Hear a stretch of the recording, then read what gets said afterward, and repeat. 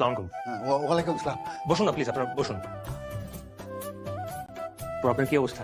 জি sir, আলহামদুলিল্লাহ। একটা decision নিয়ে আপনার এখানে চলে এসেছি।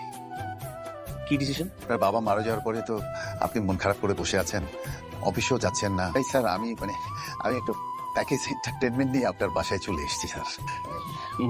মানে হচ্ছে এখন থেকে আমরা আপনাকে সঙ্গ দিব, আমরা আর আপনাকে মন খারাপ করে থাকতে দিব না। অনেক দুঃখ ভারাক্রান্ত মন নিয়ে চলেছেন, এখন আমাদেরকে পরিবার ভেবে আমাদের সাথে মিলেমিশে চলতে হবে। আচ্ছা, আপনার পরিচয়টা? জি স্যার, এটা আমার মেয়ে। থামো থামো, আমার পরিচয় আমি দিচ্ছি। শোনেন, এটা হচ্ছে আমার মা, আর এটা হচ্ছে আমার ভাই, আর আমি হচ্ছে ওনার আমার বাবার একমাত্র মেয়ে। আমার নাম কবিতা, আমি অনার্স ফাইনাল ইয়ারে পড়ছি। আমার বাড়ি হচ্ছে এই থাম থাম থাম থাম, বাড়ি ঘরে সব কিছু বলতে হবে না স্যারকে, স্যার সব জানে সব। আমার জন্য সৌভাগ্য। তাছাড়া আপনারা তো আমার ভালোই চাইছেন। জি সাউদিন স্যার, আজকে থেকে ওনারা এখানে থাকবে, ওদের থাকার ব্যবস্থা করুন। জি আচ্ছা। সবই ঠিক আছে, কিন্তু আপনার সেবা করতে এসে যে আপনার উপর ক্রাশ খেয়ে বসে আছি। স্যার, আরে কি একটা মানুষের রুমে ঢোকার আগে তো নরমালি নক করতে হয়, তাই না? সরি, কিন্তু একই বাড়িতে থাকতে গেলে এত ফর্মালিটিস মেনটেন করতে পারবো না। আমরা তো একটাই পরিবার, তাই না? আমি যদি আমার ছোট ভাইয়ের রুমে ঢুকতাম তাহলে কি নক করে ঢুকতাম? আর আমার ছোট ভাই যদি বলতো আপু আমার রুমে নক করে আসুনি কেন, তাহলে কি করতাম বলেন তো? থাপড়ে কান ফাটিয়ে দিতাম। এটা কি আপনার চশমা? জি। বাপরে, এই চশমা আপনি কেন পরেন? দেখার জন্য নাকি না দেখার জন্য? আমি তো এরপরে কিচ্ছু দেখতে পারলাম না। আমার চোখে একটু বেশি পাওয়ার প্রয়োজন হয় তো, আমি এটাতে ঠিকঠাক দেখি। স্যার স্যার স্যার, কি তুমি এখানে? আপনার জন্য দুপুরের খাবার রান্না করে নিয়ে আসছি নিজের হাতে। গরম গরম খাবার, আপনি খেলে অনেক মজা পাবেন। স্যার, এই মেয়েটা কে স্যার? আমার রিলেটিভ।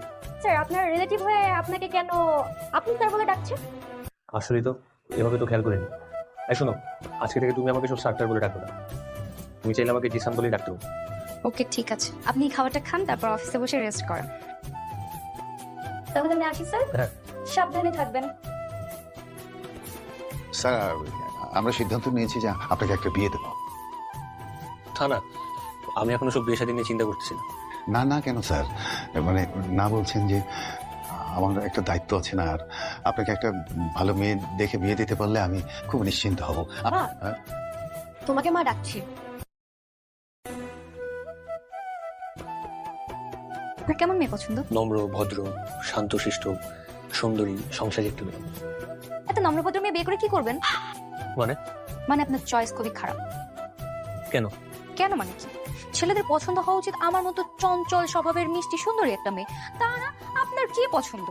আমি যেরকম সাংসারিক, আবার সুন্দরী, আবার চঞ্চল, ভালোবাসতে পারবো, সংসারও মন্দির করতে পারবো, এরকম মেয়ে বিয়ে করা উচিত। আপনি একটা কাজ করেন, আপনি আমার মতো মেয়ে খোঁজেন। না আমি তো ওয়ান পিস, সেকেন্ড পিস খুঁজে পাওয়া যাবে না, কিন্তু যদি সেকেন্ড পিস খুঁজে পান সাথে সাথে বিয়ে করে ফেলেন। ভেবে দেখেন।